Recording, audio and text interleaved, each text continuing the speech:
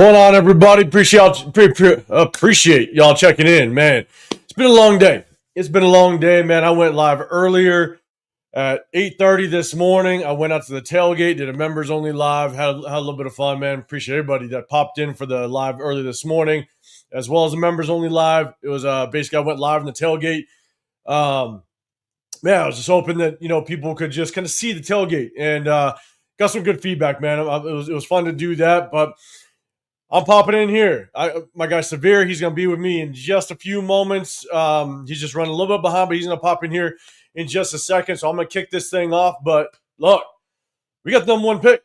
We got the number one pick. As of stands right now, we are slotted as the number one pick in the 2026 NFL Draft. And I'll be real with y'all, I'm stoked. I see people already starting to kind of pop in the chat. Let me know how you feel about it. How you feel about having the number one overall pick. I know that there's still people out there that just hate the word tank or hate the word lose, and I get it. But in this case right now, I feel like this is what is going to help us potentially just get a good head coach in the building if Pete Carroll does move on. I checked out the presser, so I saw the presser with Pete Carroll, and I'll tell you right now, it just seems like a guy that for probably the last, I don't know, 6 weeks. I don't even want to say the numbers, but 8 weeks. It just seems like a guy has just been absolutely defeated. I think from the moment that he started saying that he just doesn't know where to go from here, when the reporters started kind of hitting him with the question of, how do you change this thing? How do you flip the switch on this season? And his answer is basically, I don't know. I've never been in this position. When that started to happen, man, it was one of those things where that's the type of just spirit and just vibe that you give to your own team.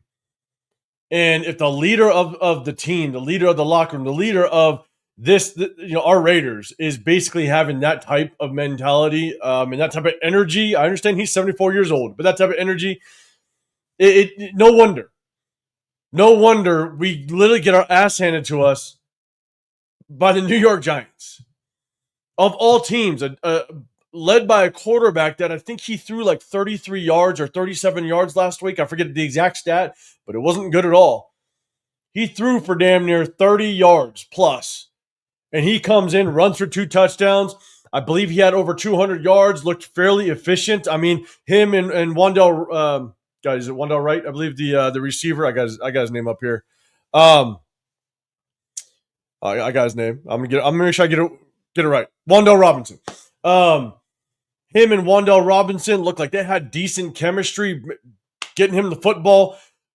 But then you look on the flip side, we have a veteran quarterback that basically continues to throw interceptions. An offensive line that looks absolutely atrocious. And the thing is, I understand Dylan Parham got hurt, so Antonio Mafi had to come in very early. Antonio Mafi is just not a good offensive lineman. Neither is Parham. But at the end of the day, I know we have one more game left. And I know it's going to be against the Kansas City Chiefs. But it felt like this game it almost just kind of summed up what our entire season has just been, right? The offense struggled to move the ball the entire game.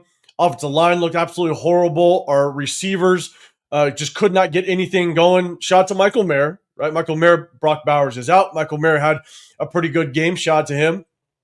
But then our defense just came out flat. They just didn't look very good. Turnovers don't help. Right, the interceptions by Geno Smith don't help. At the same time, you let Jackson Dart run all over you. You let Jackson Dart and Wandell Robinson just kind of have their way on the football field. And so, with that being said, it just felt like this kind of summed up the entire season. But again, we got one more game, but we got the number one overall pick. I'm stoked for it. I'm excited. I hope we can hold on to it. I hope we can seal that thing up by the end of the season. And we can start doing some player evaluations, start doing some free agent evaluations, just see who do we want to bring in. But I would like to hear just a little bit of a press conference that we may have a difference in head coach shortly after that Kansas City game. So we'll see just kind of how it plays out. Again, I'm going to rock out. I'm starting off the show, and then Severe's going to be popping in here in just a few moments, but I'll say what's up to everybody that's popping in with me. VB's in the building. What's going on, man? Appreciate you popping in. Got Kobe Lakers in the building. What's going on? Mendoza on the way, man. You like Mendoza? I know a lot of people like Mendoza, and we'll definitely take our time to, at least myself, to do the evaluations. If you guys don't know, we break down game film every Wednesday. We will break the game film of this game. I know a lot of people might say, hey, what's the point in breaking down the game film? We do it because we want to see what players we want to bring back. Who do we want to prioritize in free agency? We have a lot of players that are going to be basically gone to free agency, and we have to make a decision. Do we bring them back or not? So there are some players that I was paying attention to. Charles Snowden, I wanted to see how he was going to do this game. Jonah Laulu, just want to see just kind of how he continues to do. We definitely need some depth in that D-line room. We need some depth at the edge rushing position. But Shedrick Jackson, he got some playing time. Just kind of wanted to see how he was going to do. And so definitely things to watch out for. I guarantee you this Wednesday, the film breakdown isn't going to be as extensive as we normally do. But it's going to be just kind of showcasing some players and just kind of seeing how they did. And do we want to potentially bring them in and hold on to them going into free agency? So I apologize. Severe's going to get in here, but I am just a little distracted because I'm actually in the championship for fantasy football, and I got Christian McCaffrey in. I know Brock Purdy just scored. I have the game on just above me, and I also have DeAndre Sweat, the Chicago running back. So definitely looking out for my fantasy team as well. In the championship, we'll see if I can get first place. That'll be a little bit of fun. So, but let me know in the chat. If we can hold on to that number one, what do you want to do? Do you want to pick a quarterback? Who do you like? But also, are you willing to trade back? Do you want to trade back out of that spot? Let me know. Dominic in the building. What's going on, man? Appreciate you popping in here as well. Daniel Kim, what's going on, man? Saying what's up to Severe as well as myself. Severe is going to be with us very shortly.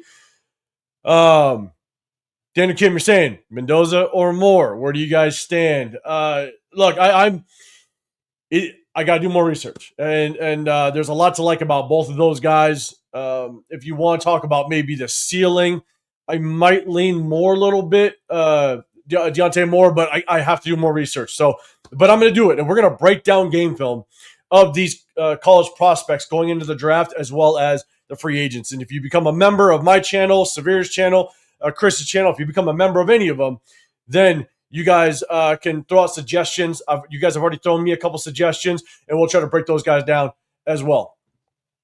Tracy in the building as well. What's going on?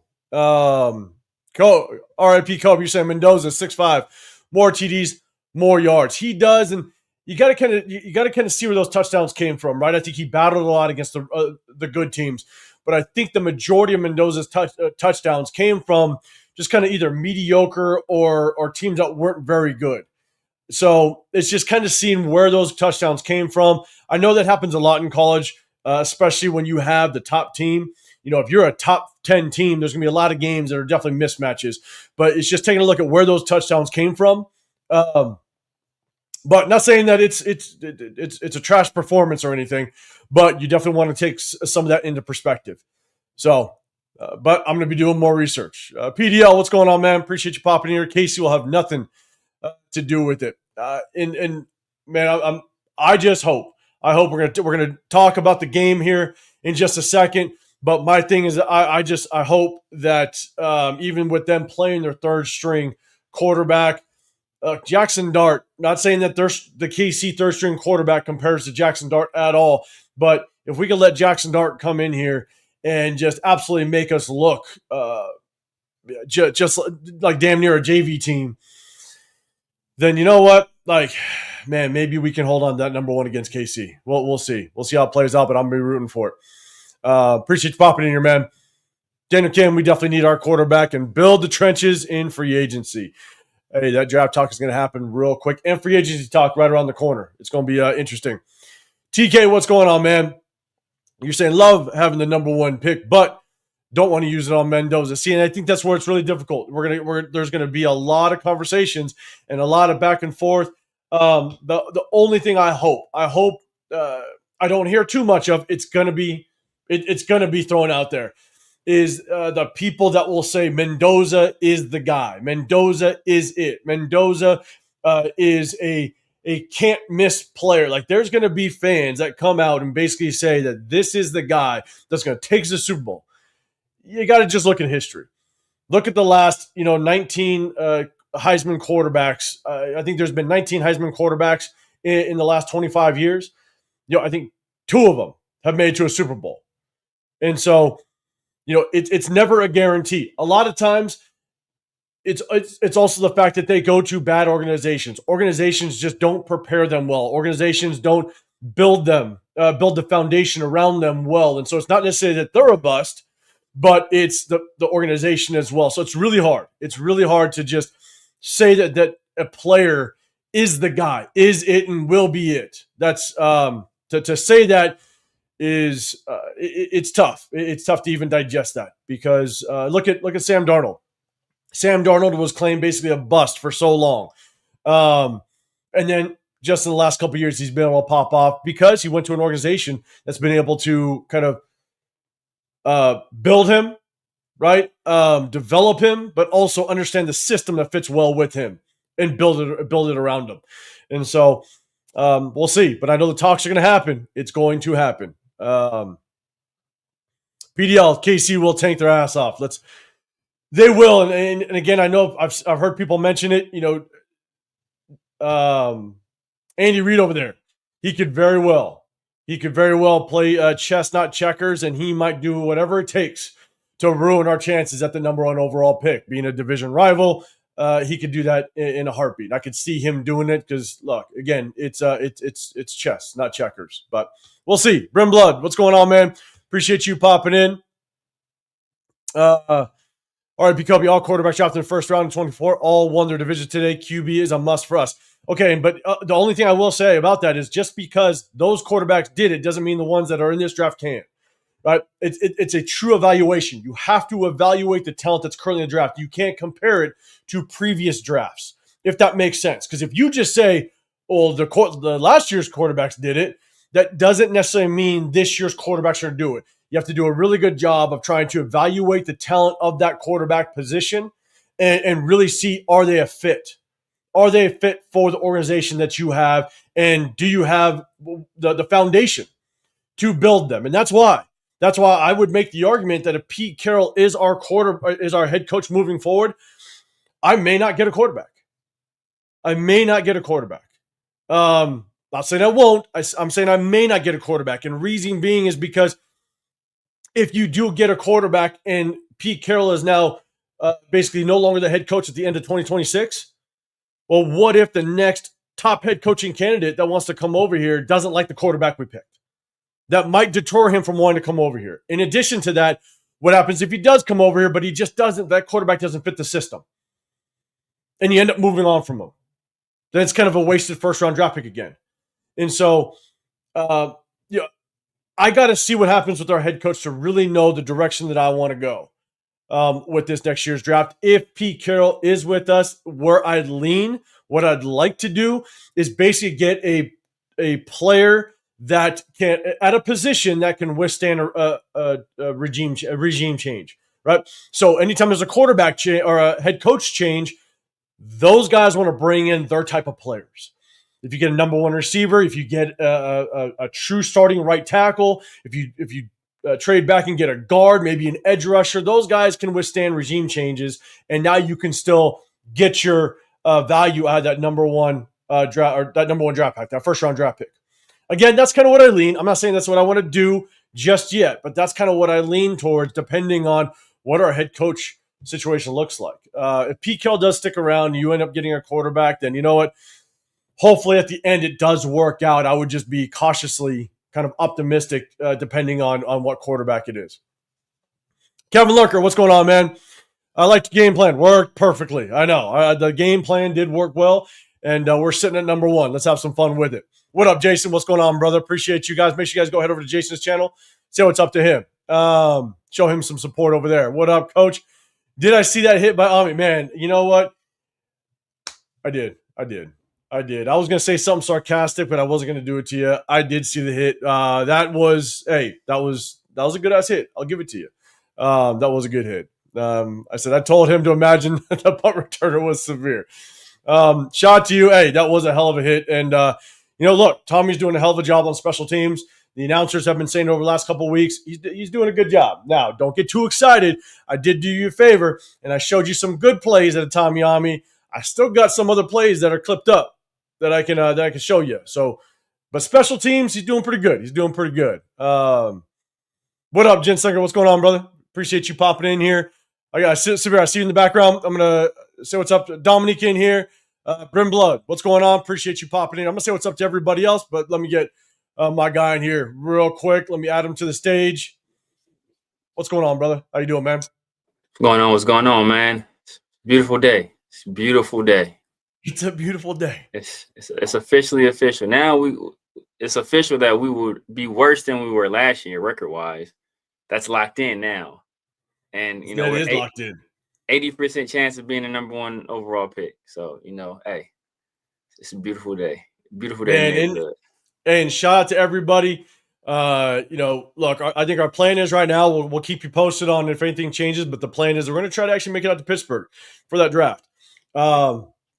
Make it out there. If anybody else is going out there for the draft, you want to link up. I think there's other content creators that are going to try to make it out there. So if you guys are going to try to be out there, let us know. Hit us up for sure. It'll be fun to kind of link up with people if they do make it out there. I'll tell you, if we hang on to this number one draft pick, it's going to make it fun. It's going to make it fun and exciting for sure. And the cool thing is we won't even stay, at least playing. We may not even stay for just day one. You know what I'm saying? Might stay for day two at least and just kind of really soak in that draft a little bit. So it'll be fun. But yeah, man, I'm gonna say what's up to.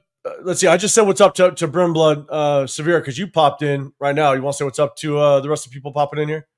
What's going on? Who else we got in the building? You say Jason Noah or Jason. Salute to you, J.A. Raider. It's popping. Also, we got my guy V Beasley. He's been on that Pavia train.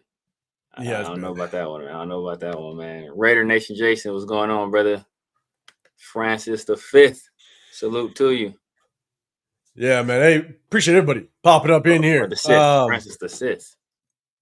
Let's see. I think you got a couple more up top. You got Ja Raider in here.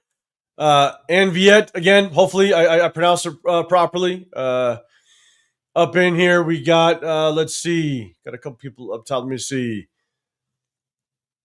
Where's the flag? What's going on, man? Herman in the building as well. You got Heisman QB. All right. Does that mean that you want Mendoza? We'll see how that kind of works out, man. Definitely, the talk is going to happen for sure. Before Burrow, the Heisman guys didn't have a good track record in the NFL. Yeah, I think that's what's tough, right? It's you look at the last 20, 25 years of Heisman's, I think 19 have been quarterbacks. Yeah. But only two have actually made a Super Bowl. You know what I'm saying? And so it's like it's not a given by any means, but you know what I'm saying? Like I think if we establish ourselves in a certain way to where we can get a head coach in here that we know can develop the guy, then look, if you like a quarterback, then go get it. For example, I know I've said Kubiak. I know you like Mike LaFleur. The thing is if that's one of the guys and they pick a quarterback, I'm all in. Let's go. You know what I'm saying? Let's give them the 3 years, a full 3 seasons to develop like crazy. Yeah. And we'll see just kind of how it works out. But Bremblub, you're saying we have traded away a lot of our picks, so they need to be used wisely, the ones we have left. What are you talking about? Are you talking to somebody else? Okay. We have some more guys that we still have left on the team that we actually drafted. That's what I think. Yeah. Where's the flag, man? I appreciate you. Yeah, guys, double tap that screen if you can. It just hits that like button. We'll talk about this game a little bit. Well, man, I think a lot of people are just going to want to talk a little bit about just we got that number one and what people want to kind of see out of it. So we'll dive into that. Again, not a lot to talk about this game, out the fact that we now sit at number one, which is solid. Francis the Sixth, you're saying Mendoza elevated Indiana. He didn't go to Alabama or LSU like most.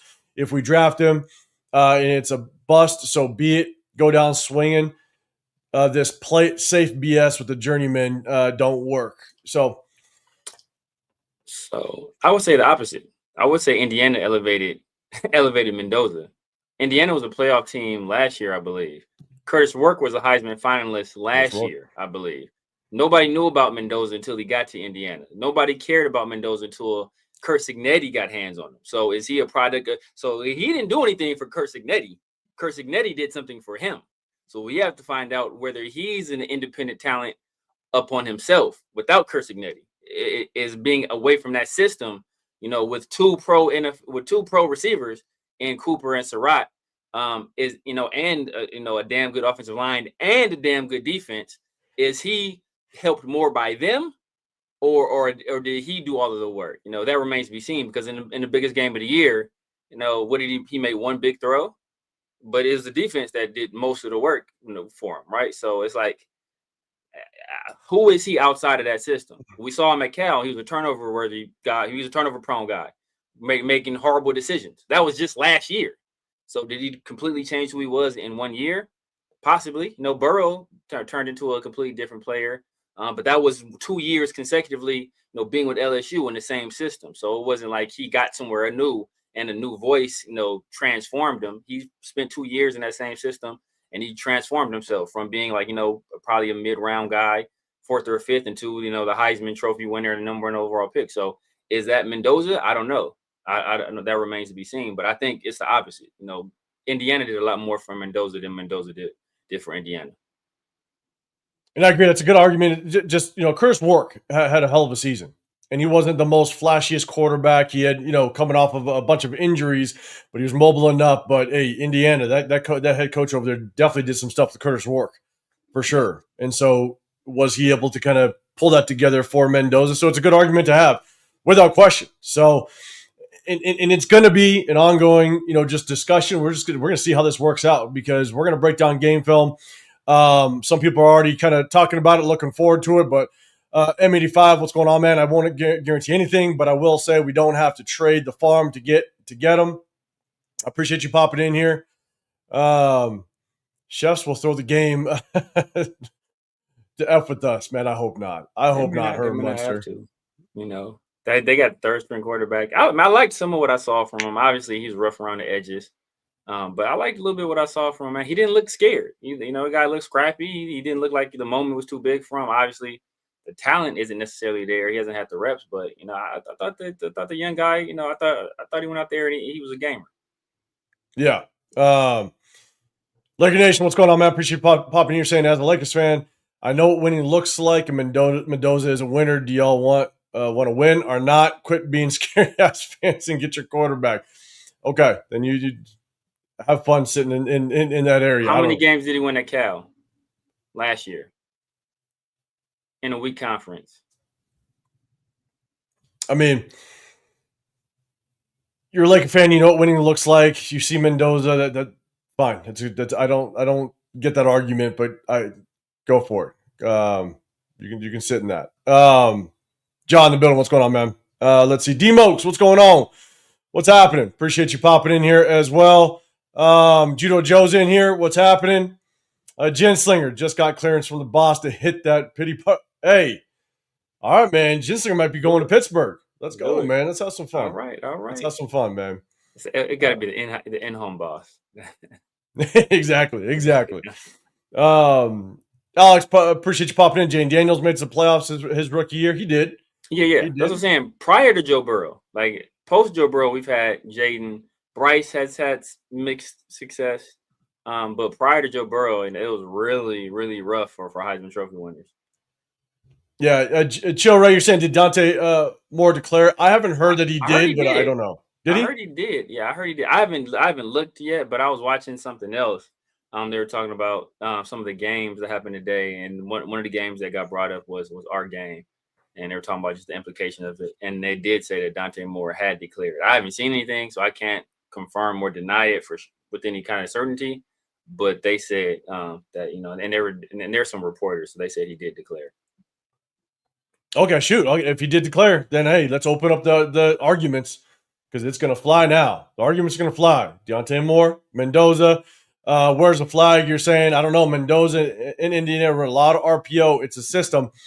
They do. And actually, that's, I went on a live. I don't know if I was with my guys in the Raider War Room, but I said I watched Mendoza 2 full games. And I said the one thing that he does really well is the RPO game. He does a really good job of executing the RPO. He's got a quick release with it. He's got good ball placement. And so that is one thing I like about him. So there's definitely things to like about Mendoza, but it's definitely trying to kind of break the game film down and really see just kind of his strengths, his weaknesses, and we'll do that in the offseason. We're going to have a little bit of fun. We're definitely going to focus pretty deep into the quarterback position because I know it's going to be the hot topic. And so we'll probably come on and I'll try to find as much game film as I can on these two guys, and we're going to showcase it. We're going to break this thing down and definitely do it live so you guys can give the feedback as well. John, throwing a super chat out there, man. I appreciate you. Hopefully, if Pittsburgh loses next weekend and fire Tomlin, the Raiders need to hire Tomlin ASAP. I got my opinion on that. Severe, you might have heard my opinion, but Severe, man, what's your thoughts on Tomlin? Chat, let me know what your thoughts on Tomlin as well. That's the safe route. I would like listen. I can't you can't get mad at that, right? You can't get mad at that. We see kind of what's happened with Vrabel and the Patriots, right? Where Vrabel kind of ended his tenure in Tennessee. Obviously was fired. And I think he took a year off. I think he did like some work like as a coordinator or position coach somewhere, maybe with the Browns possibly, but he did some work as a position coach, and then he jumped back into coaching, and now Drake May's MVP candidate, Patriots vying for the 1 seed in the AFC. So, and I think Tomlin is a better coach than Mike Vrabel. Will he have the same amount of talent when he comes here? No, obviously not, because the cupboards are somewhat bare here. But I think just Tomlin is a guy who's won for a long time, for an extremely long time, and never had a losing season in his career. Except this might be the first year that it happens, right? So I think is he out of contention for being? I think he's out of it, right? Did they win or lose today? They lost today. They lost today. So I think this might be the first time he's below 500 in his entire career. That's wild. But Tomlin is a guy that he's won for a long time. He's respected by everybody. He doesn't take any crap. And guys that were difficult, the guys that were in Pittsburgh, they were for the most part well behaved. And as soon as they leave Pittsburgh, they're maniacs, right? We see Antonio Brown, we see Deontay Johnson, we see all these guys. In Pittsburgh, for the most part, they're well behaved. As soon as they get out of those confines, they're completely different people. I think he runs a tight ship. He's well respected by his players, by other coaches, by people in league offices, and he wins. And that's something we haven't had. He is what he will do for our franchise what Pete Carroll was supposed to do. And and like I said, he's not a fraud like Pete Carroll is. So for myself, Tomlin would probably be 5th on the list of coaches that I'd like. I want an offensive-minded head coach first. Then I'd go young defensive-minded head coach. I got a couple guys definitely on that list. But Tomlin would probably be 5th on the list. But you bring Tomlin in here, I think he's going to do a really good job of just trying to create a winning culture, a foundation that, severe to your point, Pete Carroll was supposed to do. I think the struggles with Tomlin that he's had in the last few years is I think because his kind of stint with the Steelers, it's kind of run its course a little bit. He's really starting to I think he's like in win now mode. You bring in Aaron Rodgers because I think he truly feels I have to win now and kind of get over this just barely making a winning record hump. Like I think he's kind of in a little bit of panic mode because he's been there for so long and it's been kind of stagnant in the same place. That if you take Tomlin and you put him in a different change of scenery, right? Yeah. And you say, hit the reset button. You got 3 years. Let's make this happen, and you start it from scratch. I think he could do a good job. Yeah. I have no doubt. There's no reason to doubt that he would do a good job. Yeah. Like what that reminds me of, before I move on real quick, it reminds me of and for my guy that's a Laker fan in here, he's probably a little bit older, so he'll remember this vividly. Pat Riley with the Lakers, right? A lot of the Lakers felt, kind of Pat Riley's message had run its course. They blamed Pat Riley for losing that finals because he had they had swept everybody, I think, throughout the playoffs that year, and then they had an extended time off. So Pat Riley's bright idea was to have the Lakers do like a mini training camp between the conference finals and the NBA finals. And I think Magic ended up, that's when I forgot exactly what injury was, but Magic ended up missing the entire finals and they lose. Then after that, Pat Riley is gone and they hire not Dunleavy. I think they hired Dunleavy after that. But Pat Riley goes to the Knicks and he's a shot in the arm for the Knicks, right? And obviously he leaves the Knicks and he goes to the Heat and he's a shot in the arm for the Heat. It's like it's certain people just understand how to win. Now, obviously, that message and being in one place for such a long time, it kind of starts falling on deaf ears because they've heard it before. But it's going to be new to us. We ain't never had that before, right? We ain't never had it for somebody that's legitimate and serious and doesn't play favorites, holds everybody accountable. And one of the things we heard about Pete Carroll is that he instantly came in and he started bringing in his family, and then he starts playing favorites. So and you don't have to worry about that with Tomlin. And so, again, if it ended up being Mike Tomlin for any reason, like I wouldn't be disappointed. The only concern that I have with Mike Tomlin is I want the proper chain of command to happen within this organization. I want the GM to play his role, understand his role, and hold the head coach fully accountable for whatever actions he takes. And the only concern that I have is that with John Spytek being a second-year GM and still kind of learning, I could see Mike Tomlin kind of come in and do a little bit of what Pete Carroll did, to be honest, and basically try to overstep John Spytek. Basically say, look here, young kid, I've been around the block. I've been here before. You need to get this guy. I have to get this guy. You better get me this guy. I just think that he will try to demand more control because he just has the history for it. And he's got the success to kind of point to. And I'm afraid of that. I'm afraid of not being able to, if something goes wrong, if things go, sideways, who do you point to? Because right now, it's tough to fully point the finger in some directions of what went wrong this season. Like Spytek, he addressed the positions that we needed to, but he didn't address them in the way that I would have or Severe would have. Didn't pick the guys that we wanted. He did address it, but the question is, who really picked those guys? We know Gino was a Pete Carroll guy, but that's the hard part. Is I want the proper chain of command. That's the only concern I'd have with Tomlin, is that he'd come in and he'd possibly attempt to overstep and overtake Spytek at times just because he's young.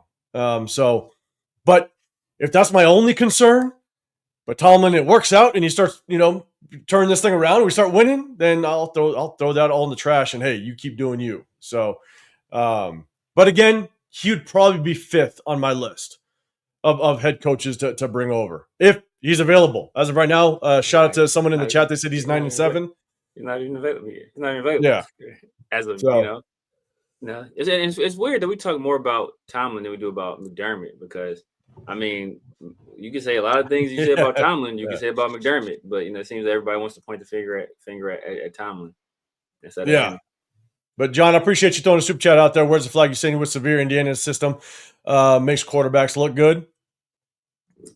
Yeah. That's my QB1. If he declares, Moore is my QB1. Go get Moore. The talk's going to start. The talks is going to start. He's probably as a gang leader at Vandy. It's great. Yeah, man. Pavia, look, he's made some mistakes. He's an entertaining guy. I love watching him at the college level, but he's not a leader, man. And it's just some of his antics recently just reflects really poorly upon him as a person. And you put a guy like that with money in Las Vegas, that's just a recipe for disaster. Yeah, no, 100%. Laker Nation. All right, you said you were talking to the chat. Gotcha, man. No. Appreciate you clearing it up. Darth Vader, we need a quarterback and a coach that can develop them. We have been recycling quarterbacks for too long. Yeah. It feels like forever, but we had Carr for a long time. I think we've been recycling quarterbacks for what, 3 years? Yeah, It's yeah. just and it feels like But it's been we've just forever. played so many due to poor play and injury. No. It literally 3 years literally feels like 15 because it feels rough. TK, what's going on, man? If Dante Moore declares, that's the one. You like Yeah, Dante Moore. yeah, I think that's the one. Like you're saying, but let me ask: do you guys think Dante Moore is better than Mendoza? I don't have an opinion as of yet. I got to do more research. I think Severe, you definitely lean more towards Dante Moore, correct? I think if you drop both of them in the NFL right now, Mendoza's a better player. If you ask me in 3 years who's going to be a better player, I think it's Dante Moore, and I think it's by a nice margin. Dante Moore, he's only 20 years old. Dante Moore's been playing college football since he was like 17, right? Like he doesn't even turn 21 until after the draft. He can't even drink on the night he's drafted. So if he declares now, so he's so like arm strength is pretty close, about the same. I think he's a better athlete. I think the mental part of the game. I think Mendoza is better at, but Moore is a high level guy for somebody that doesn't have a lot of starts, and he's also extremely poised. He's a leader.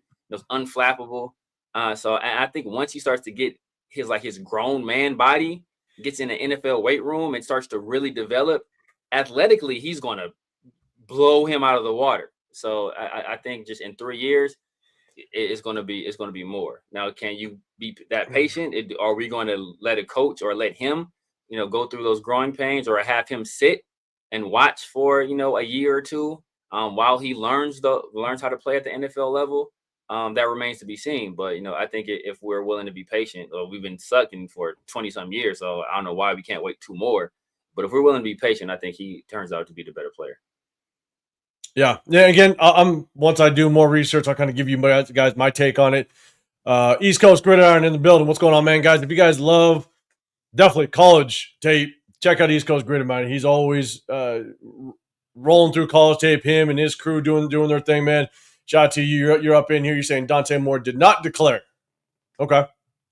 Austin Novosad, his backup, entered the portal, and everyone is assuming that is such. Because the OC or the quarterback's coach took a job somewhere, so I think that was. Oh, that's right, huh? His OC, right? Yeah, I think his OC took off somewhere.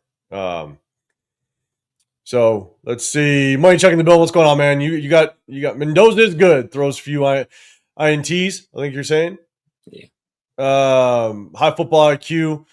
Can extend the play, has mobility, good size, and makes key plays when needed. Indiana is on the map, and he deserves a lot of that. They were on the map last year. They were on the map last year. Kurt Signetti deserves the credit. Now, to take nothing away from Mendoza, I like Mendoza. I think he's a good player. I think he's, of all the quarterbacks in this class, I think he's the safest. I think he's one of the cleanest. He checks all of the boxes, but the ceiling is low for Mendoza. I don't think he's ever going to be, a top 7-ish guy. He'll be on that 7 to 12 range for his career. And if you build a good team around him, hey, you can win with a guy like that. Like people say, he's like Jared Goff with a little bit more mobility. I think that's an apt comparison. I think Jared Goff is has better people skills. Mendoza is kind of quirky, but he gets the job done. So I like Mendoza. But if you're asking me who would I take in this class of the people that are declared, it's going to be more. And if Mensa declared, I mean, Mensa's a little. We can probably get Mensa later, but I like Mensa a lot.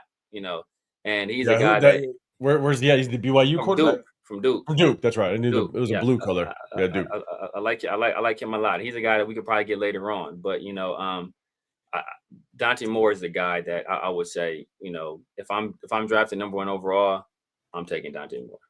And one thing I'll say is, I think obviously you got to give Mendoza some credit just for continuing the success and Signetti, but kind of building that foundation for him. But I think Signetti, what he did with Curtis Rourke the year prior, you got to definitely give him the majority of the credit for being able to kind of create that foundation for the quarterbacks to be successful. But Mendoza gets credit for it. Obviously, you could put him in the spot. You can teach them, but they got to execute on the field, right? And so definitely got to give credit. But Signetti, man, that he's building something over there, and shout to him.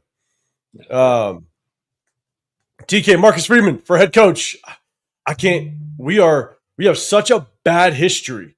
We need I can't do a college head coach without any NFL experience. I can't do it because if it doesn't work out, which history tells you it doesn't work out all the a lot of the time, I can't do a college head coach. Like we are in such desperate need of someone to turn this thing around. I want someone with a lot of NFL experience. Severe, any thoughts on Marcus Freeman or any maybe college head coach that you might like? Yeah, I mean Marcus Freeman. The question I always ask is when the last time a defensive coach came from the college ranks and performed well as an NFL head coach. Yeah. And I guess you would say Pete Carroll, but Pete Carroll was a pro coach that went to college and then came back to the pros.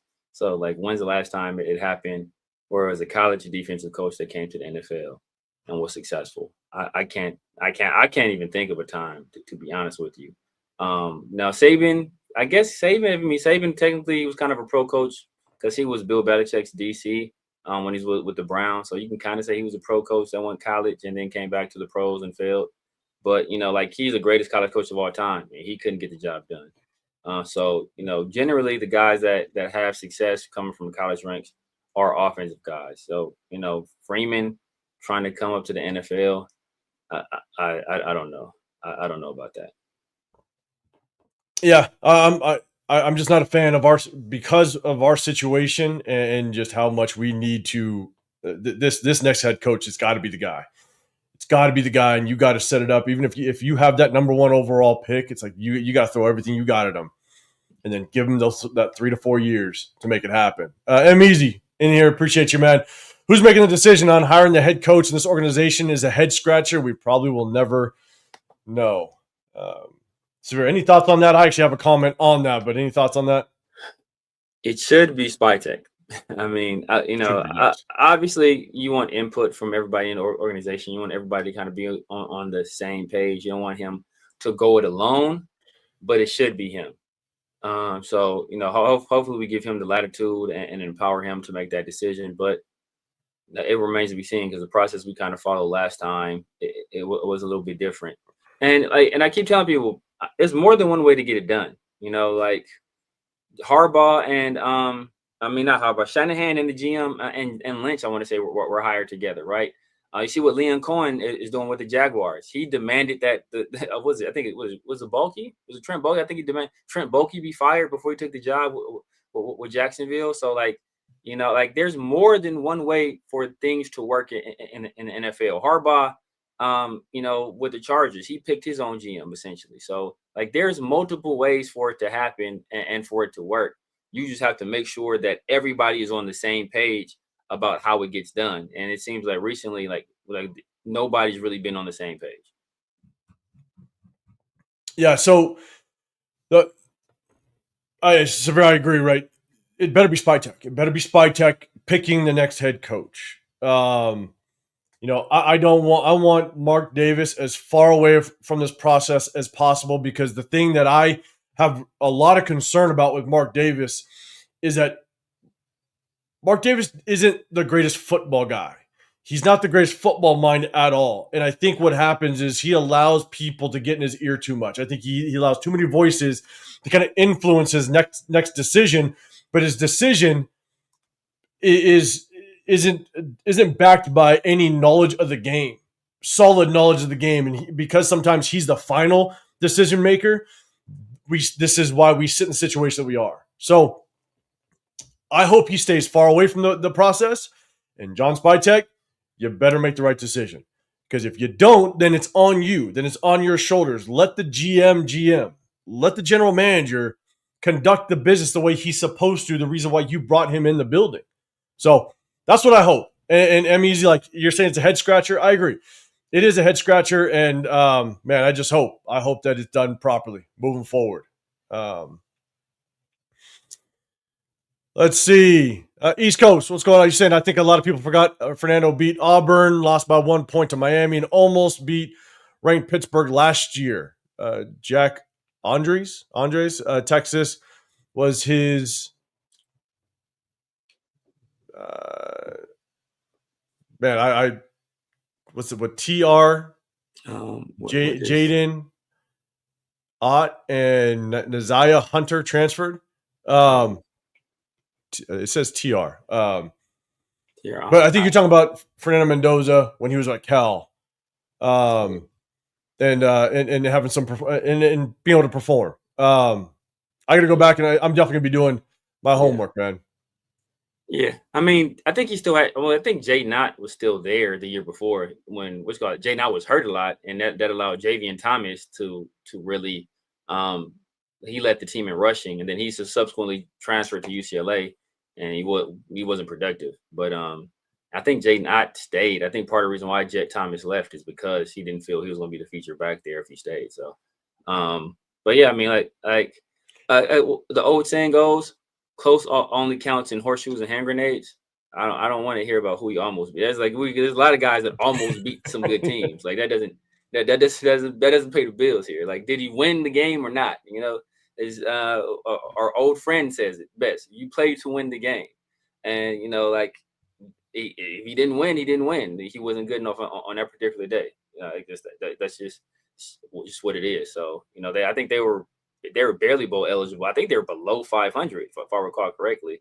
So like, you know, like, but that's not to say he's not a good prospect or he can't be successful in NFL. But like, I don't like what he did at Cal. That like, like if he was so good at Cal that he was like 25th ranked quarterback considered in this draft class preseason prior to Kurt Signetti getting hands on him. Same Kurt Signetti that turned you know, Curtis Work, who I forgot what the school Curtis Work was at the year before. Dang, it's slipping my mind. Was he Ohio? Yep. I think it was at Ohio, regular Ohio. Forget. I think he was at Ohio the year before, and then Kurt Signetti brought him over to Indiana, Heisman finalist. Indiana's in the CFP last year. So, you know, this year they're back in the CFP, and he turns a more talented quarterback than Curtis Work into the actual Heisman Trophy winner themselves, or not trying for, but helps him win the Heisman Trophy this year. So, I mean, it looks to me that, you know, Kurt Signetti has a track record of winning where he's won at everywhere he's been at. You know, James Madison, now Indiana, and I think he coached somewhere before James Madison too. But he's won everywhere he's been at. And so his track record speaks for itself. As he says, Google him. No, Fernando Mendoza has a mixed record of success. So, Dark Maul, man, appreciate you popping in here. Good seeing you in here. Let's see. Francis Sith, you're saying Brian Flores is a good option. He would be my number one option if we went defensive-minded head coach. He'd be my number one option. I love his history. I love the fact that he was a former head coach. He's far enough removed from being that head coach position to where he's kind of been able to learn from maybe some of the mistakes that he made, even though I think he kind of got screwed over in Miami by that goddamn owner. But he's far enough removed where he had time to kind of understand kind of, you know, where his misses were. And he's showing that he could put together a damn good defense over there in Minnesota. So Brian Flores would be my first defensive-minded head coach if we brought him in. If we couldn't get a young offensive-minded head coach. Severe, what's your thoughts on Brian Flores? Yeah, I like Brian Flores. I mean, my only reservation with him is that, you know, he's defensively a lot like Josh McDaniels is offensively, where he is going to grind you. He's going to be a tough, hard-nosed coach. And we see that, you know, we unfortunately had weak-minded people on his team, and they couldn't take being grilled, and they couldn't take long practices and long film sessions and being corrected, you know, every time they made a mistake in practice. So like they basically had a mutiny and turned on Josh McDaniels and essentially wanted to get him out of there. So like Brian Flores could end up being the same thing. So unless we or totally revamp this roster or revamp large portions of this roster, then I'm worried we could run into the same situation if we bring Flores in. But I love Flores as a coach, man. I think I like those guys that, you know, kind of not necessarily failed, but had a rough experience. Their first go around, was able to go to different organizations. He spent some time with the Steelers. He's with the Vikings. You know, I think he's a linebackers coach with the Steelers. Now he's defensive coordinator with the Vikings. You know, had success in both of those jobs. Had enough space to kind of sit back, reflect, and you know, understand what he might do differently this next time around. So I think that's, you know, those are usually the guys that have success in their second stints. But if we're going to go that route, yeah, we have to make a lot of changes on this roster. And look, he's been in the NFL coaching in the NFL in some capacity since it's like something like 20 or 2006 or something crazy. He's been coaching a long time. And so in addition to that, he was coaching with the Patriots when they went on that stint of just championships and championship runs. And so he understands just the nuances of coaching and what good organizations look like and how they construct themselves. And Severe, I agree, right? Like the hard part with McDaniels is that he demanded success, he demanded perfection, and some players couldn't take it. But in the flip side, it's like he just didn't have that other side to him to just kind of be able to balance that a little bit. Maybe Brian Flores, might bring that. But I will say, with the success that he had in Miami, I think he might be able to balance that out a little bit based on the fact that I think that last season, the season before last, he ripped off, I think, 7 out of 8 wins to finish off the season. And so you match him up with Brian Dable. You match him up with somebody that if a Mike McDaniels is fired from Miami, could you bring him over? So again, if you don't go young offensive minded, then I'd be cool with Brian Flores, and obviously Robert Saleh gets thrown out there as well. 2 guys that have a lot of history of coaching in the NFL, which would be good. What up, Jeff? Is it January 5th yet? Hey, we're gonna get there. We're gonna get there, and man, I'm telling you, just let's wait for just the day after Kansas City game, and we'll see if we get some news, man. But shout out to you, man. Appreciate you. You popped in this morning. Everybody, definitely go check out Jeff's channel. He's always throwing out good content and switching up on Fridays, man. So definitely tap in with Jeff on Fridays. Yeah, definitely. All right, let's see. Let's do this. There's a couple more people. I see you, Larry. I remember your name. You got, but you're now LA Z773. But I know you as Larry. All right, long time no talk. Dealing with this Raiders heartbreak. Number one is worth being optimistic for. See, this is what's going to be wild. This is actually what's going to be great for just doing Raider content. Yeah. If we end with the number 1 overall pick, the amount of the fan base that will come back, that will just kind of be like, hey, we got the number 1. Well, all of a sudden we're excited. Up until the Raiders are going to rip this out of our. They're going to rip this out. They're going to do us dirty. The Raiders are going to find a way to. They're going to find a way to screw this up. They're going to find a way to screw this up. They are. It's going to suck too. It's going to suck. Tom Yackenberg with a pick 6 to win the game. Where's Coach at? David, Randy, what's going on, man? I hate losing on purpose. Haven't watched a single play for 2 weeks. Hey, but as long as we get the number 1 draft pick. I don't think we're losing on purpose. Yeah, not on purpose. Maybe this week. But strategic substitutions. There's gonna be a lot of injuries this coming week, and so we might be seeing some different faces. Rafa, what's going on, brother? Appreciate you throwing a super chat out there, man. Guys, go shout out to Rafa, man. Check out his channel, throwing Raiders content, wrestling content, MMA content, a lot of stuff, man. Appreciate you popping in here, brother. Appreciate the super chat, man. Let's see, John Rodriguez with a super chat as well, man. Appreciate you. People, please get off the Freeman BS. I'm a diehard Notre Dame fan, but I want Tomlin. He's a proven winner. I will agree. If it was a decision between Freeman and Tomlin, I'll go Tomlin in a heartbeat, without question, right? For everything that I said, but yeah, I just don't want any college head. I just don't want a college coach. Period. Point blank. Yeah. I mean, Severe, I know you tap in with the college quite a bit. Do you think that there is anybody at the college level right now that could potentially, find some success at the NFL level? I'm just not too up on the college coaches. I'm not super up on them, but not off the top of my head. I mean, people have even mentioned Cignetti. People have even thrown that name out there at times. Because probably I think he's older too. He's like in his 60s already. He's like 64 or something like that already. So he's already a little bit older as a college head coach. So you want to bring him into the NFL now at this point of his career? Like, is that too much of an adjustment for him? A few years back, I guess the name would have probably been Lincoln Riley. But, like people have kind of soured on him recently because the team hasn't played well. Then he's made some other moves that are kind of questionable. So I don't think there's any like Marcus Freeman is like the only name that's getting any kind of buzz among NFL circles at this point. Yeah, And look, yeah, I think he's also got a lot of shit for backing out of that bowl game. I think it was, and so I don't know the details of that. I don't know the ins and outs of it, but I know he's been getting some shit for it, man. But John Rodriguez, man, I appreciate you super chat out there, brother. PDL, it has to be Spy Text guys agrees. If not, probably won't work. Look,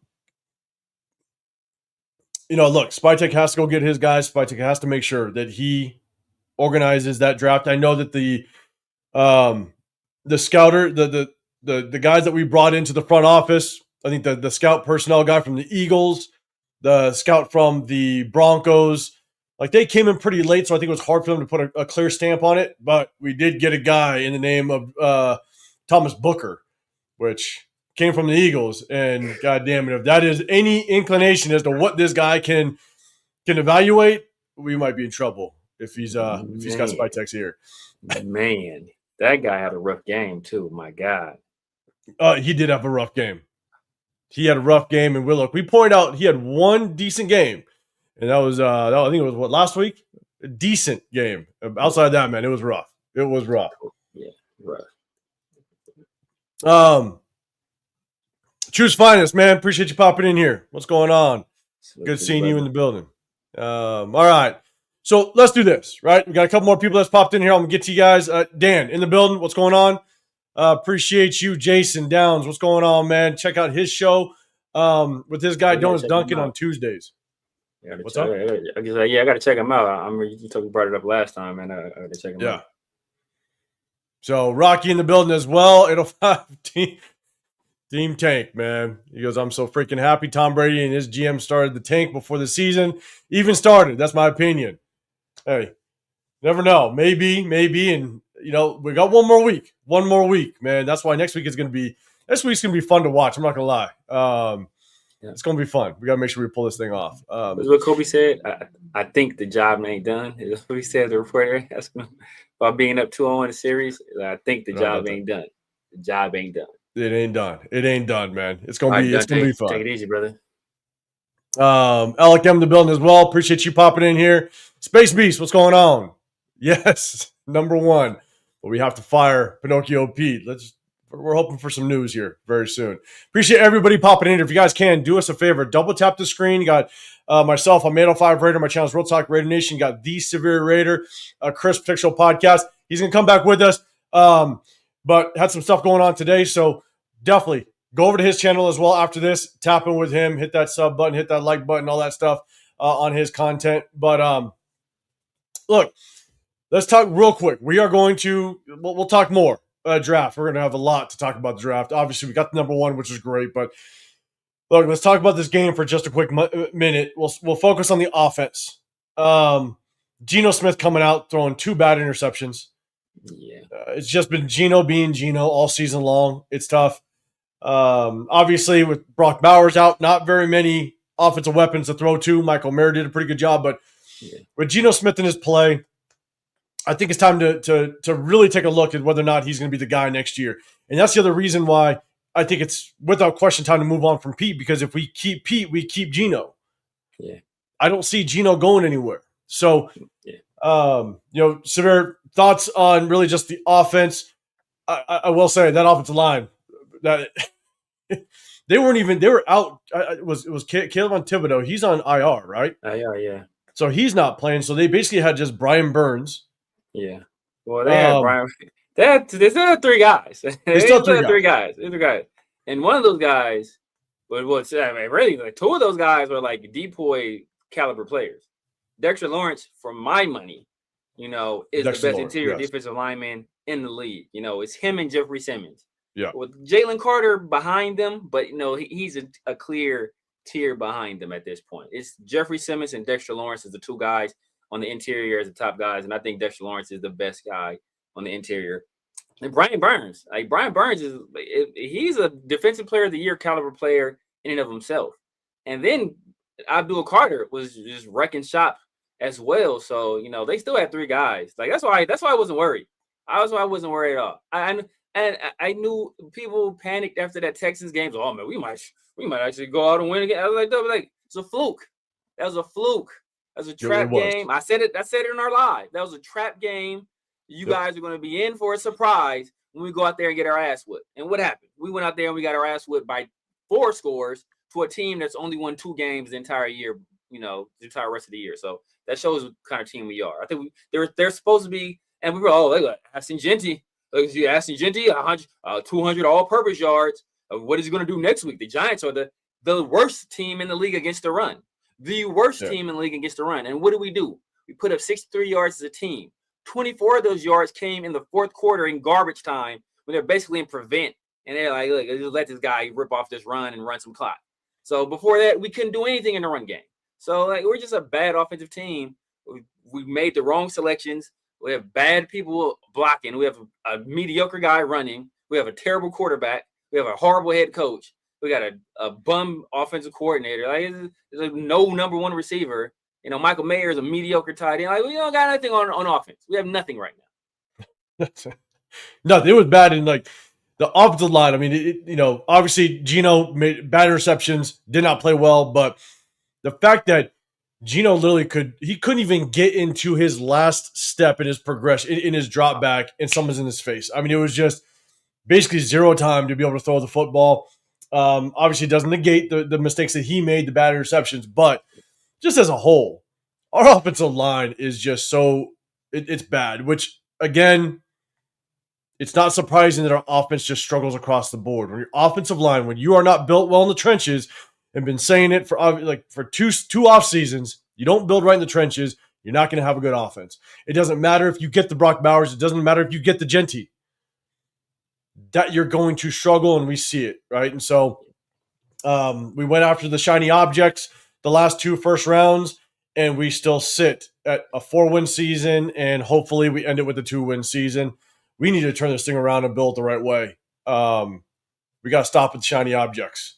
So, and that's why, even though I say that, and even if we get a quarterback, that's fine. But if you develop the quarterback properly, sit him for a season, you build the foundation this offseason through free agency and draft, sit him 1 year, and then continue to build the foundation the next offseason with free agency and draft. Okay, then that's where you can get the quarterback, and if you have a good game plan to develop him, that's fine. But Jesus Christ, if we go after something else outside of offensive line, if we don't address it properly in free agency, you know what I'm saying? If you address it properly in free agency, that's a different story. Then you can maybe be creative in the draft and go different areas. But for the love of God, we need to do it right this offseason. That's starters in depth. We got to address starters in depth. Obviously, we got Colton coming back. We don't know what we're going to do. We don't know what we're going to do with Parham. He was out this game, I believe, right? So he played the game of his life against Texans. He played the game of it. That's the best game Parham ever played.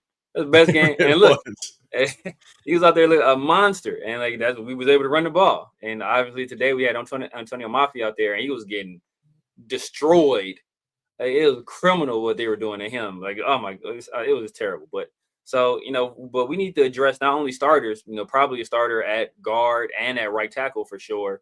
But we need depth, because there's no guarantee that these guys won't get hurt again, or we won't be in the same predicament. And good teams that obviously it's more difficult to operate when you lose starters on the offensive line, but they don't let losing a starter destroy their entire offense. And that's essentially what happened to us. I mean, look, the Chargers have fallen off a little bit, but with all the injuries they've had with their offensive line, they're still battling each and every game. 2 top 10 tackles. Yeah, 2 top 10 tackles. God, man, we should have just kept Sweet Feet. Where the hell is Sweet Feet? God damn it.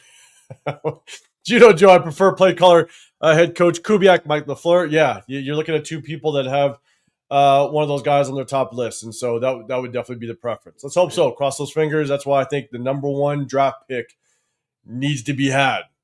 It'll just allow this spot to be just a little more enticing to come here. I hope. We'll see, though. Francis said, was that the Fiesta Bowl? Or was that I thought it was a Sugar Bowl. Maybe it was the Fiesta Bowl. I thought it was Sugar Bowl. LSU versus Notre Dame, where he destroyed Notre Dame's terrible defense. I thought it was a Sugar Bowl. I could be wrong on that though. But yeah, because he had 2. Did he have Early Doucette on that team? Was that Dwayne Bowe and Early Doucette? Were they on that team? Dwayne Bowe, man. I think it was Dwayne Bowe and Early Doucette, or it was at least one of those guys. It might not have been both of them, but at least one of those guys was on that team. So I know they both went to LSU. But yeah, that was quite a performance, and it swindled Al Davis into taking him instead of Megatron. And we've been paying for it ever since then. I don't think Lenore Sanders is likely going back to school. For everything I'm hearing, he's going back to school, and he's staying in South Carolina. Lenore, and he should. Yeah. I think he should. It'd do him well to stay one more year at school and get that experience. He shouldn't have stayed in South Carolina, but I think he should have. Mobile, what's going on? Appreciate you popping in here as well. Jason, Dan Lanning would be a decent NFL coach. I don't know who that is. Do you know who that is? He's the head coach at Oregon. I like Dan Lanning. He's a defensive coach too. He was I don't know for sure. He was a GA at Alabama. He worked at Bama with Saban. And then he went to Georgia with Kirby Smart, and then he took the head job at Oregon. He's been successful everywhere he's gone. So, and he's been around some of the best coaches, coaching minds, in all of football. But he's another defensive guy that will be coming to the NFL. And like I said, I think somebody did correct me. Like the last guy to do that was Jimmy Johnson. I think Jimmy Johnson did it in 1989, 1990 was the year Jimmy Johnson took over the Cowboys. It was late 80s, early 90s. So, yeah. Because he didn't stay with the Cowboys because Barry Switzer took over for him. I think that was 94, I think. But and Barry Switzer from Oklahoma, I think, right? Barry Switzer, Oklahoma, took over for him. Yeah. So, so that's a long time ago. Like a lot of people watching this weren't even born. 100%. Dan, when do mock drafts start? I'm sure they're going to start very, very soon. Last year we did 3. I don't know. Maybe we might do more. Who knows? But we also play a little bit. We have a little bit of fun. Start 'em, bench 'em, cut 'em is going to come out pretty quickly, guys. Start 'em, bench 'em, cut 'em. A blind ranking, top 5 ranking. But at the same time, I got another one that I think we might try to pull off and have a little bit of fun with. I'm going to share it with my guys. We'll see if they want to do it. But we have a little bit of fun. But we're also going to break down a lot of game film. And that's going to take a lot of time in the off season. So if you guys do want to throw out suggestions, be a member, either my channel, Real Talk Raider Nation, The Severe Raider, be a member over there, or Chris Protection Podcast, and have an opportunity just to kind of throw suggestions out. And we'll definitely put those on the list and try to prioritize them. But that's one thing we could do for all the members. So, Jojo Black is saying, the question I have, if we ruin the season and win next week and end up at 2, would you trade with the Jets and stack day ones? I got to know who our head coach is to answer that question, to be real with you. I got to know who our head coach is. I have a completely different strategy, whether it's a young offensive-minded head coach versus it's Pete Carroll. So I got to know, to be honest. Severe, any thoughts on that? It depends on who has number 1 and who picks number 1. Who are they picking number 1? If they take Mendoza number 1, then I'm sticking and picking. I'm choosing Dante Moore at 2. If they take Dante Moore at 1, then I'm having a conversation about Mendoza, just because I think Mendoza is good, but I think he's going to require more around him eventually to be successful than Dante Moore will. So, are we going to put him in a situation where he really can't be as successful as he could have been? And if we are, then we might as well just trade back and, stack picks. Yeah, and Jeff, yes, I'm watching the game. It's right here in front of me. And I'm in the championship for fantasy, so I got Christian McCaffrey and Devonta Swift, DeAndre Swift. So I need those guys to go off a little bit. He's been killing this year. And Kyle Monanga, 7th round running back. And Kyle Monanga. Swift got a touchdown. McCaffrey's got a touchdown. So yeah, I'm looking pretty good. And I got Stafford, Puka Nacua, and Kyle Pitts tomorrow. Oh, okay, you're good. Kyle Pitts, NFL leading receiver at tight end. No, he's second. He's behind McBride. I think he's second behind McBride. He's second. Yeah. So, and the guy that I'm playing, all his guys ended this afternoon. So, I got an 80% chance of winning the fantasy league. So we'll see. We'll see how it works out. It's gonna be good. Looking good. Hopefully the wife's not hearing, because then she's gonna say she's the wallet's open. Then God exactly. Yeah. Christmas after Christmas. That's what it's gonna be. Let's see. All right. Yes, so, Joey Barra. Job's not finished. Mm-hmm. Job's not finished. Not yet. Scott Roddick, what's going on, man? So you're saying who else? Who else saw Geno tripping twice while handing off the ball? I didn't see it. I was going kind of in and out. I was going in and out too. I was still putting stuff together from Christmas and setting up laptops and electronics and setting up Shark vacuum cleaners and whatnot. But I mean, but was it him tripping, or was it like his foot being stepped on? That does happen a lot, because when defensive line get pressure quick on the offensive line and they have to step back, then their feet can get tangled up with the quarterback, especially if they're on the center. Yeah, Rocky 805. One thing I can say about Geno is that he's not a pussy. This bad, not a horrible offensive line is mostly the horrible offensive line mostly to blame for our record. I see improvement since Greg Olsen took over.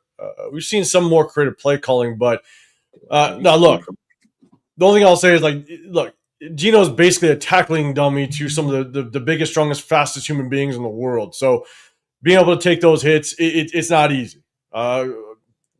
There's not a sane person that'd be willing to sit back there and just let someone like Myles Garrett come full speed at you. You know what I'm saying? But Geno takes some blame. But yes, the offensive line is horrible. Yeah. I mean, we're at a game where we had 74 yards of total offense. I mean, have we seen improvement? I mean, obviously the Texans game is kind of an outlier. But other than that, have we really seen improvement? It's like some more creative play calling as it relates to kind of in the passing game, right? Some route concepts and stuff, a little bit more creative, but I mean, it really hasn't resulted into much, in all honesty. So you can be all creative if you want, but it doesn't work. That's the tough part. But look, I agree though. Geno's not a pussy. Like to sit back there and take a hit like that many times and still be able to potentially get up. You know, he only left because, man, I did see him hurt his ankle, and that looked brutal. Yeah. And there's a really good chance he ain't gonna be coming back tomorrow. We might be seeing next week. So he hurt is a high ankle sprain. So I doubt he goes out there and play. Yeah, exactly. PDL, you're saying Spike Tech talked about building the Lions first. Are you talking about last season? Because he did say that. He did say that. We brought in Dallas Exactly. And then passed on Membo and Banks. That is my fear. Did DeAndre Swift just score a touchdown?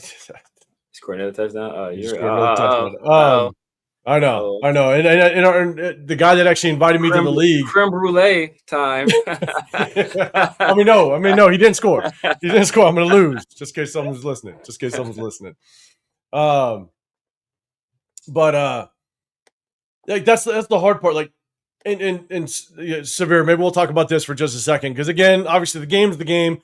We can talk about it, but I think a lot of people want to talk about the draft. But the draft, and obviously having number one.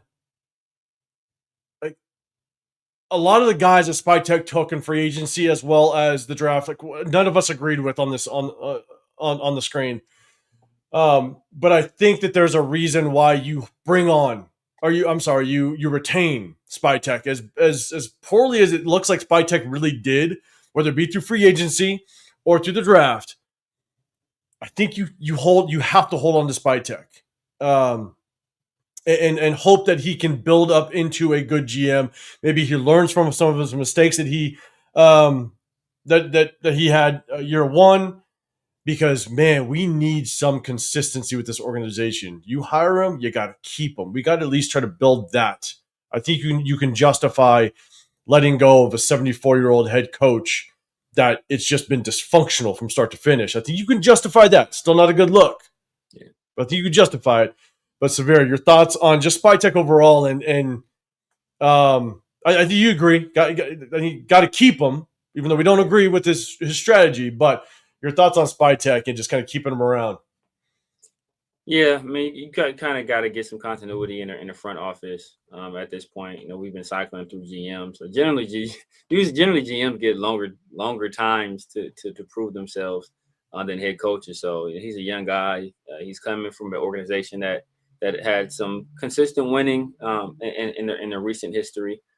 So he's a guy that also has a relationship with Tom Brady. I think he made some solid solid hirings in the front office, grabbing the guy from the Broncos to be our assistant GM, they grabbed two guys from the Eagles. Howie Roseman's right-hand man, and he grabbed another guy from the Eagles as well. So I like some of the hires they made in the front office. Obviously, the Pete Carroll move, I don't think that was his decision on the draft. I think Pete Carroll had a big influence on the draft, especially when you look at, him drafting a Mountain West running back in the first round. Like he did that before with Rashad Penny. So I think this draft was heavily influenced by Pete Carroll. So we'll see kind of what happens now that some of the restraints are going to be off of him, and I think he has a little bit more autonomy to do exactly what he wants to do. So, like I said, you got to get a guy like you got a guy at least 3 years, at least 3 years. At least. And hopefully, yes, we start with the GM. And honestly, I don't see the GM going anywhere because the GM, Spytek is Brady's guy. And here's another just indicator on whether or not Tom Brady is truly helping this organization is that what happens in the next, let's say, 2 years. Spytek has this year, maybe we give him 2 more years, and if he just does not draft well, if he doesn't bring in good free agents, if he continues to bring in free agents like Alex Kappa and stuff like that, or keeping guys like Antonio Mafi on the roster, it's just, in my opinion, I think that's just another example of Tom Brady failing at anything that he tried to do here. Like he failed on trying to get Ben Johnson here. He let go of Antonio Pierce. He basically let Tom Telesco out the building, rolled out the red carpet for Ben Johnson. Didn't work out. There was rumors and reports that he was talking with Matthew Stafford. Didn't work out. There was reports and rumors that Cam Miller was his guy. As it stands right now, hasn't worked out. Right? If Spytek doesn't work out, that's Tom Brady's guy. As it stands right now, if it doesn't work, I mean, I just think Tom Brady has done nothing but maybe help us financially in Mark Davis's pocketbook than our organization. In all honesty, chat. Let me know if you agree or disagree. Severe, man. What's your thoughts on that? Yeah, I mean, we were kind of, like I didn't mind Tom Brady being like a part owner. When I heard that, just because, like, hey, having Tom Brady be a part of your organization, I don't think that's a bad thing. But when I heard Tom Brady was going to be a decision maker, that was concerning. And thus far, it has not been good. It has not been a good return. It has not been a good return. So we'll see, what happens going forward. I've heard some reports saying that he's going to be like more involved this offseason. So I don't know if his lack of involvement is why we did bad, or it was his involvement at all is why we were bad, and him being more involved will have the opposite results of what we desire. So we'll see, but you kind of gotta be all in or all out. Obviously he's trying to dance or walk a tightrope with his job at Fox and doing the things that Mark Davis wants him to do and being like the pseudo president of football operations. But you can't half-ass it, man. You can't half-ass it. You gotta do this thing right, especially if you want to clean up 20 plus years of stench on this organization. Like it's not a part-time job. It's not, and as of right now, it does look like Tom Brady has tried to put a little bit of stamp on and be involved, and a lot has just kind of failed at this point. And so we'll just kind of see how it plays out. I know, and I think I 100% agree. I think that having Tom Brady a part of the organization and ownership, yeah, it's good. You want someone that has seen it kind of develop and establish itself with the Patriots. But when you are not the person that is making the final decision, you just don't know how good of an owner you will actually be, or pseudo GM type, right? I mean, and so again, I was definitely in a wait and see situation with Tom Brady, because I was not all of a sudden saying, no, Tom Brady's going to come over here and all of a sudden change the entire dynamic and culture of this organization. Great players don't make great owners, great coaches. It just doesn't work out that way a lot of times. Yeah, generally. Unless you're Jerry West. Yeah, exactly. Francis says Spytek is on the hot seat just as much as Carroll. I think just to keep him around, just so we can show as an organization that we at least are going to be loyal to somebody that we bring in. But I think myself, and I think Severe on the screen, we're going to agree. Like, yeah, we didn't agree with the route that he went in a lot of ways. Yeah. But first year GM, let's hopefully he works out those kinks. Yeah. Where's the flag? I appreciate it, you guys. Do us a favor, double tap that screen, hit the like button. We do hit you guys up after every single game, and we break down game film on Wednesdays, and we're going to be doing it all off season with the college prospects as well as the free agents, and so it's going to be fun without question. So, look, we got the number one. I'll be real, not a whole lot unless there's anything you want to bring up as it relates to this game specifically. We got our ass handed 34-10 by the Giants. That kind of says it all. Obviously, I think we all want to make sure that we kind of see this through and lose to the Kansas City Chiefs, and we retain that number one. But anything that you have left to say about just the game in general and just kind of how it all played out? No, man, like I said, man, it is, like, it was no surprise. Like people got way too excited about that last game. From what we did offensively, on what Genty did, what we did defensively. And I was trying to warn people against that, like you can't take these performances in a vacuum and look at these isolated performances and say, this is what a guy is. You have to look at, or this is what a team is. You have to look at their body of work. And that's what I said we should have done, right? After that, following that game, look at our body of work over the course of this season. Anytime we thought we might have flipped a switch, it turned out to not be the case. We thought maybe we flipped the switch after, after the Patriots game, we won week one. We thought, all right, man, this is going to be a good season for us. And it turned out to not be the case. And then we played Chicago tough, and Genty had a real big game. We thought Genty, he's doing the Michael Myers stance. He flipped the switch now. He's going to be O'Roy, and no. He's not. And then I think we had a pretty good offensive showing against the Jags. They thought, oh, man, now we figured it out. And no, we didn't figure it out, right? You are what you consistently do. I think somebody earlier said, I think they had some feelings about what me calling Genty mediocre. You judge people on what they do. Like, I was a big Michael Mayer fan, and I said Michael Mayer, from what I've been seeing from him this year, I don't know if he deserves a roster spot in the NFL, and that was just being honest. He couldn't block or wasn't making any impact in the passing game. Obviously, this game, he had a good game, but, outside of this game, what has he done for us besides blow assignments in the run game and blow assignments in the pass game, right? Nothing. So, I still have those questions, right? You are what you consistently do. And Genty's consistently been mediocre running back in the league. You really sub-mediocre. Like, being mediocre is I might give him some credit on that. So he's been below average for a large portion of the year. Do I think he can get too good? Yeah, I think he can be a good player, but he hasn't shown me this year with any kind of consistency he can be any good. Geno hasn't shown me this year with any consistency he can be any good. Like, no offensive player on this team outside of Brock Bowers has shown any consistency of being a good player. And we see once we take, a guy who I thought was a good player in Jacoby, we put him on a better team. He's an instant impact. And that team hasn't lost. I think they've lost one game since he got there, I believe.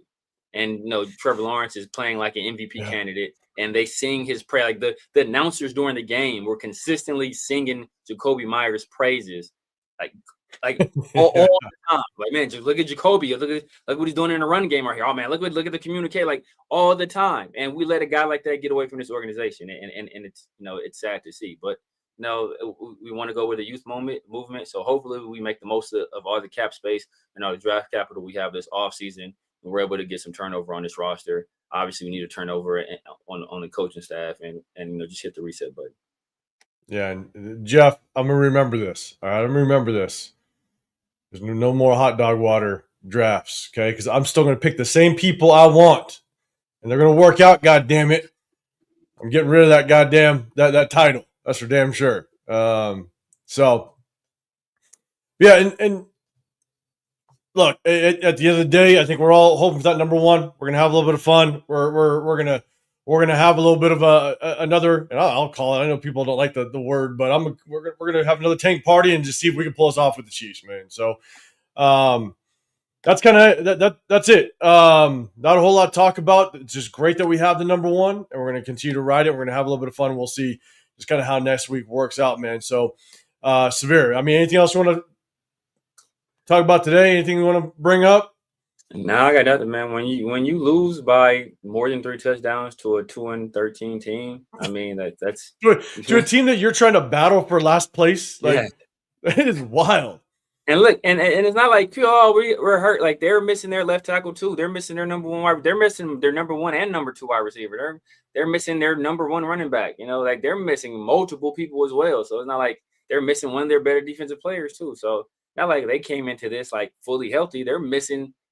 Malik Neighbors is a top 7 wide receiver in the league, with potential to be a top 5 wide receiver in the league, possibly higher. So they're missing some legit guys. So like we just got curb stomped. It just is what it is at this point, at home. No less.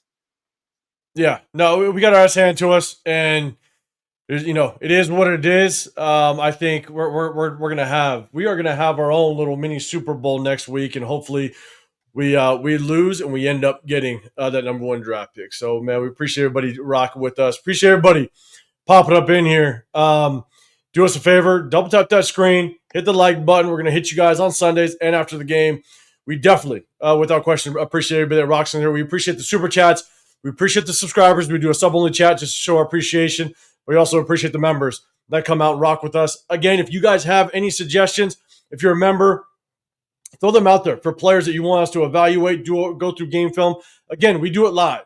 We do it live because we want to also get your feedback. We want to give you just kind of how we kind of look at it and have fun with it. I don't think a lot of people do it, at least in this Raider community.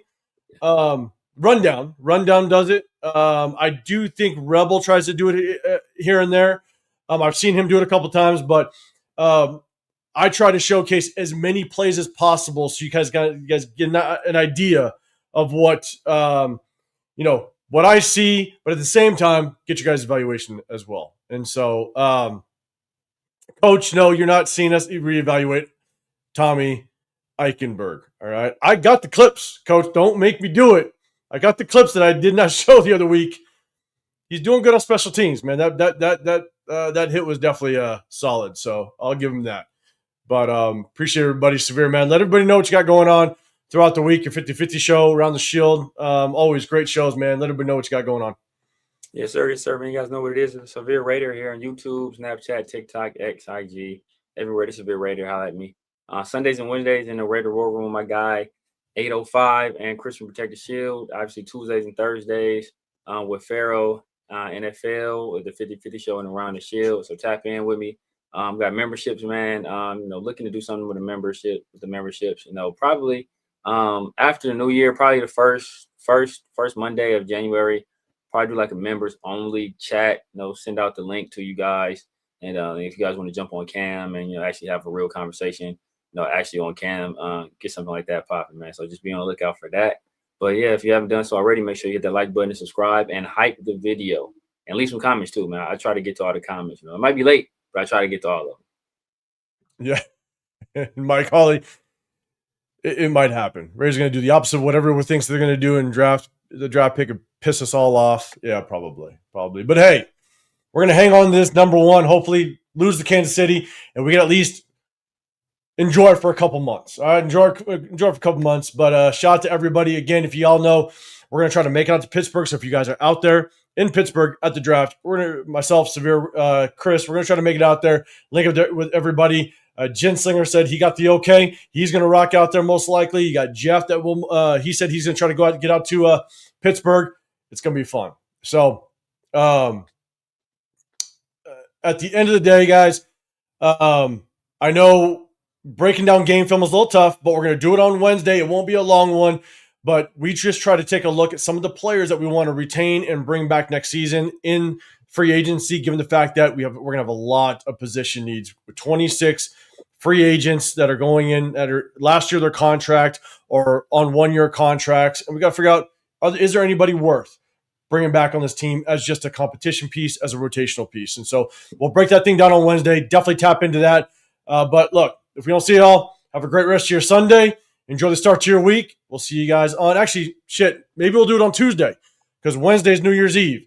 Maybe we'll try to do it on Tuesday. I'll talk to Severe, Chris, see if it works out with their schedule. So just hit that notification because we might hit you guys on Tuesday instead of Wednesday like normal. So appreciate y'all, man. Have a good one. We'll see you on the next one. We're out here.